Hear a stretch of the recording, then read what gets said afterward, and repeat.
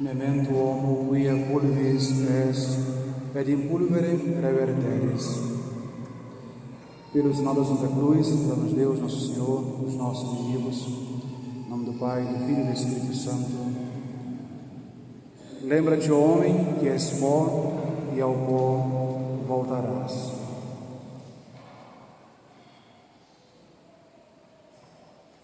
Reverendíssimo caro, reverendíssimo Padre Ednei, caríssimos irmãos, a Igreja nos reúne hoje para solenizarmos esse dia que marca o início do tempo de penitência, tempo em que a Igreja nos convida a fazer companhia a Nosso Senhor durante 40 dias sagrados em preparação para a festa da Páscoa. No princípio, Deus criou o homem santo, entregou a ele o governo desta terra, para que ele a dominasse e para que a natureza toda, cumprindo as suas próprias leis, fossem auxiliares, servas do homem, e assim toda a criação louvasse e bendizesse a Deus. Mas o homem não passou num simples teste divino, o teste da obediência.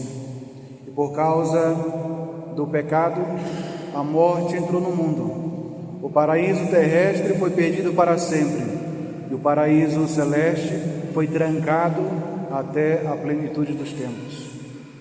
Os nossos pais, Adão e Eva, passaram o resto da vida fazendo penitência, mas foram incapazes de desfazer o mal que fizeram ao desobedecer a Deus e comer do fruto proibido.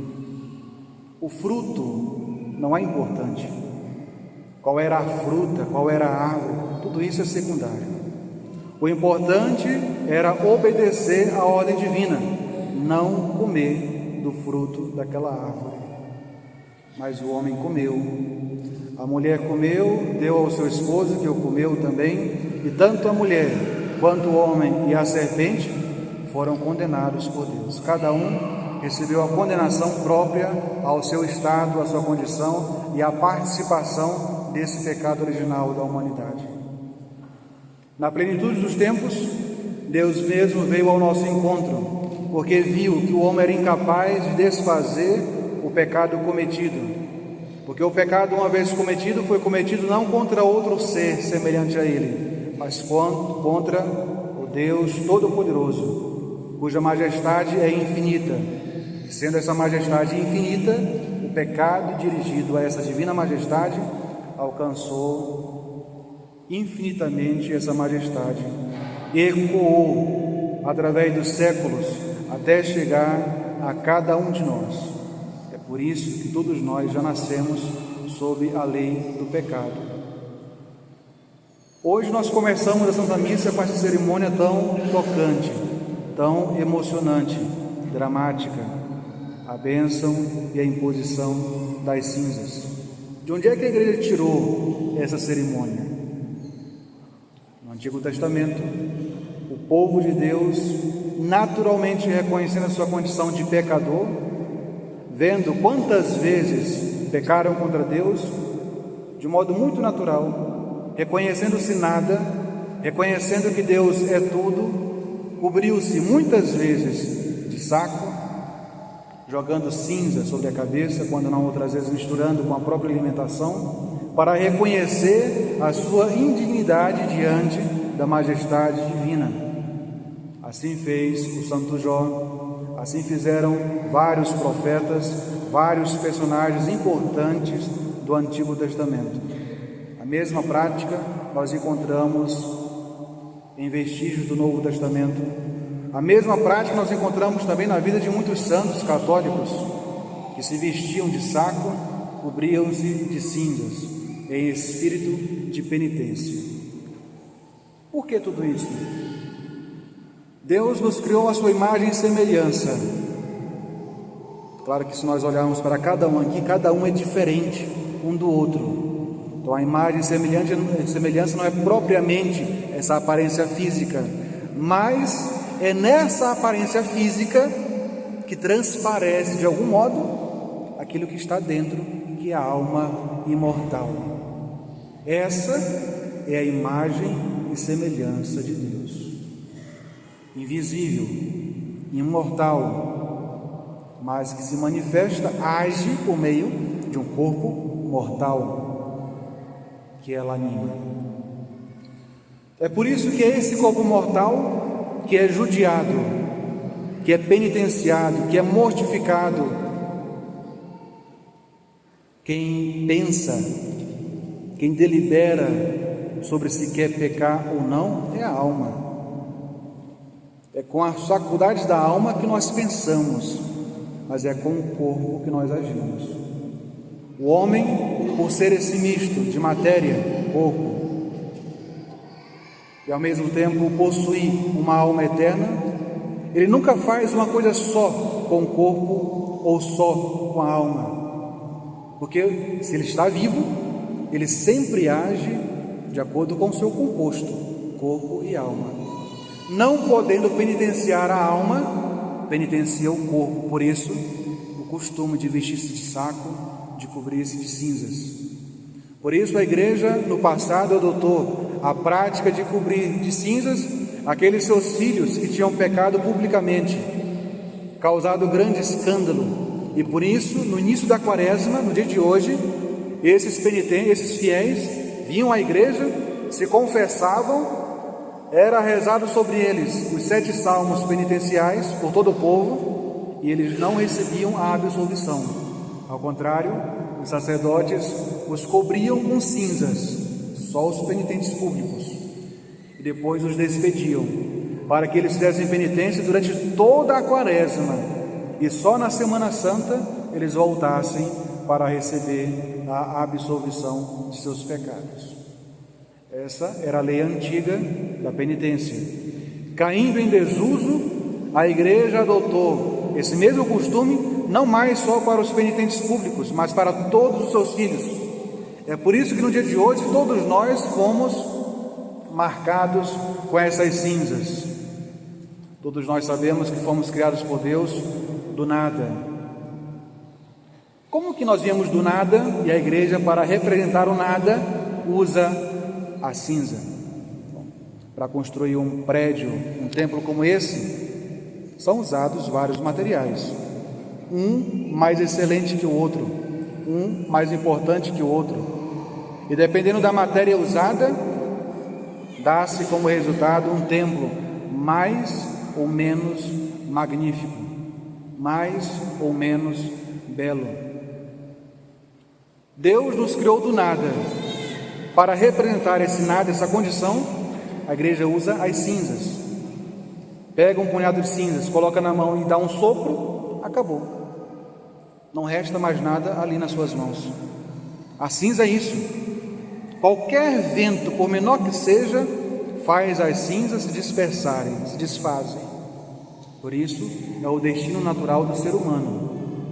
Todos nós que possuímos um corpo, alguns mais ajeitadinhos, outros mais aceitáveis, outros nem tanto, mas todos nós possuímos um corpo. Esse corpo cuidado, esse corpo enfeitado, esse corpo que recebe tanto zelo, seja no campo da medicina, no campo da higiene, no campo da beleza, esse corpo um dia terá como destino, todos eles, as cinzas. Seja no fim da vida, seja no fim do mundo, tudo se transformará em cinzas. Como faz referência o Dies Irae, no fim tudo será uma cinza fria.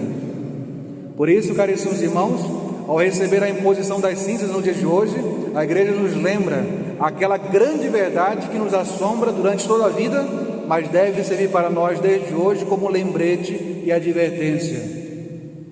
Homem, lembra-te que és pó, e ao pó voltarás.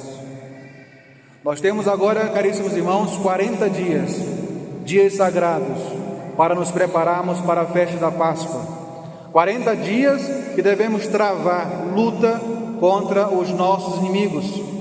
Próximo domingo, nós ouviremos nosso Senhor sendo tentado, mas aquela é a última tentação de Jesus, ali é o fim da quaresma de Jesus.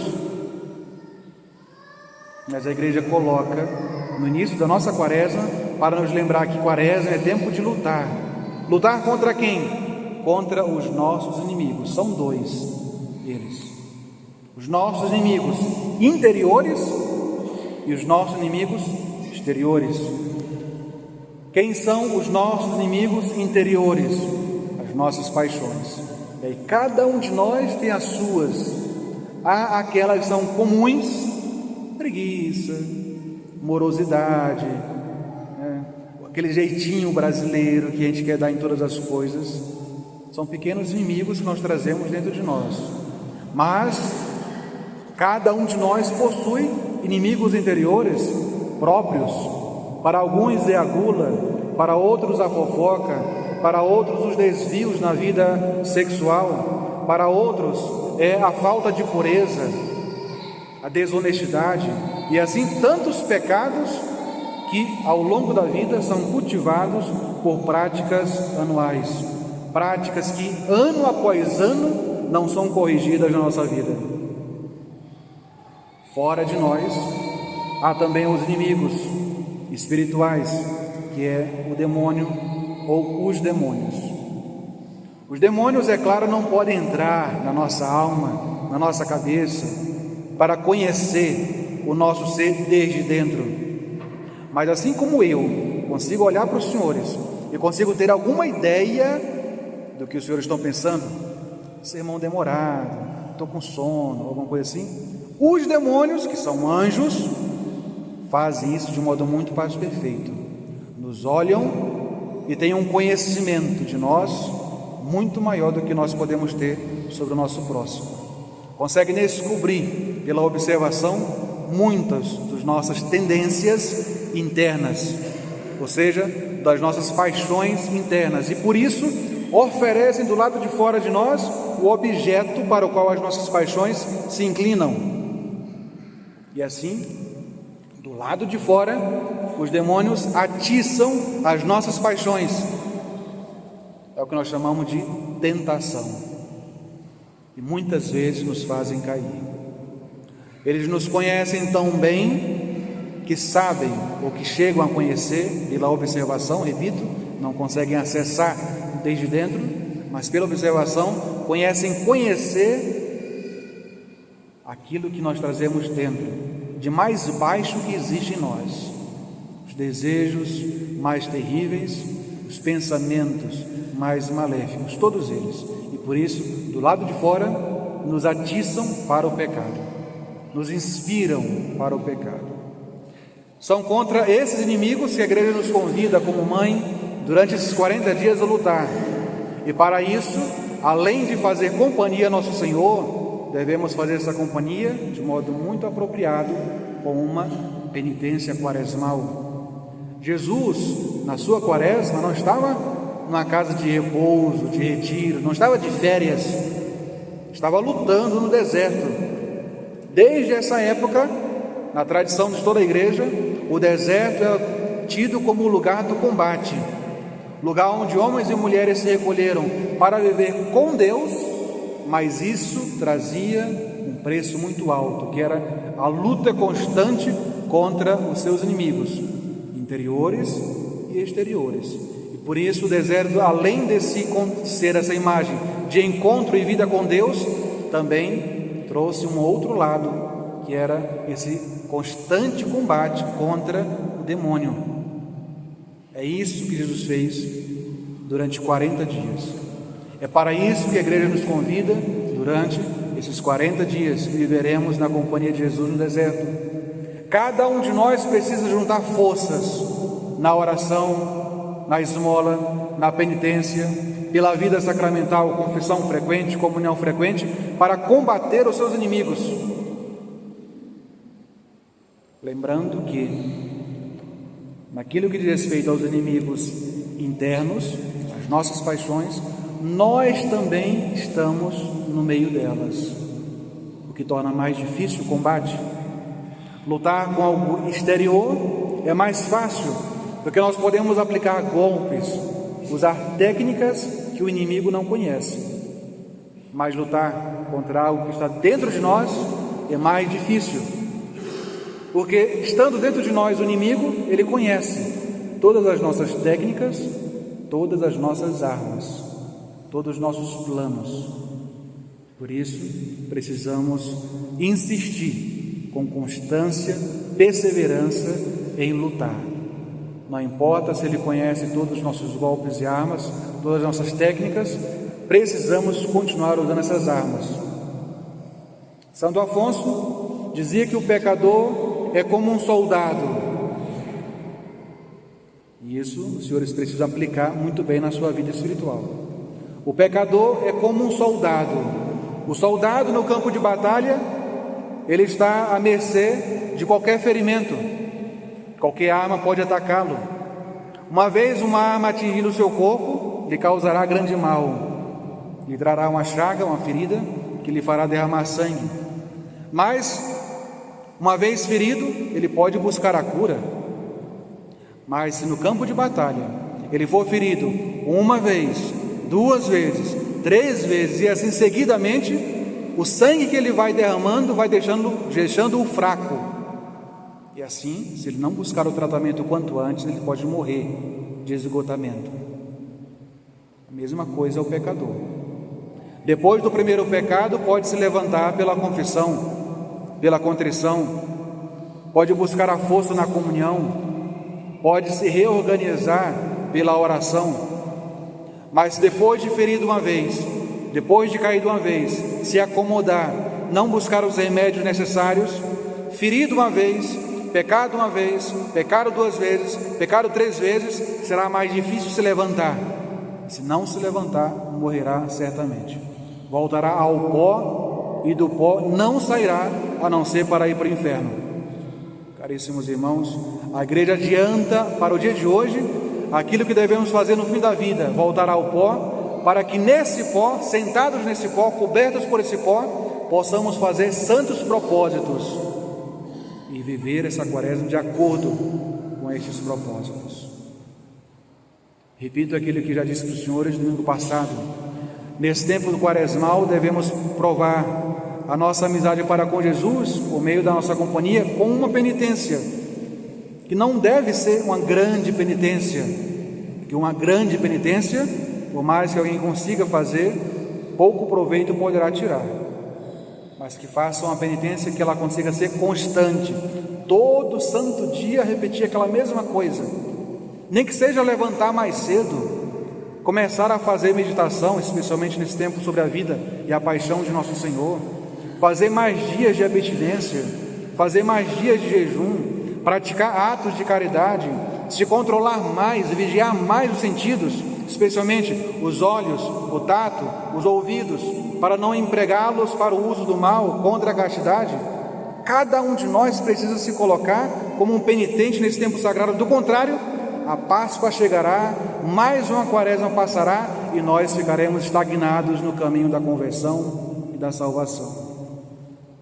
A nossa quaresma, o nosso tempo quaresmal que hoje começa, as nossas penitências precisam ser tais que no dia da Páscoa consigamos olhar para a nossa vida e identificar algum progresso espiritual. Do contrário, foi só mais uma festa, mais um tempo litúrgico que passou e não trouxe nenhum eco, nenhuma consequência para a minha vida prática.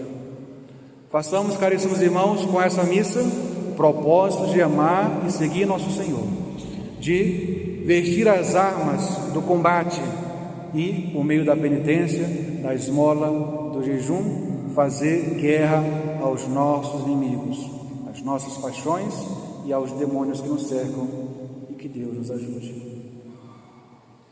Em nome do Pai, do Filho e do Espírito Santo. Amém.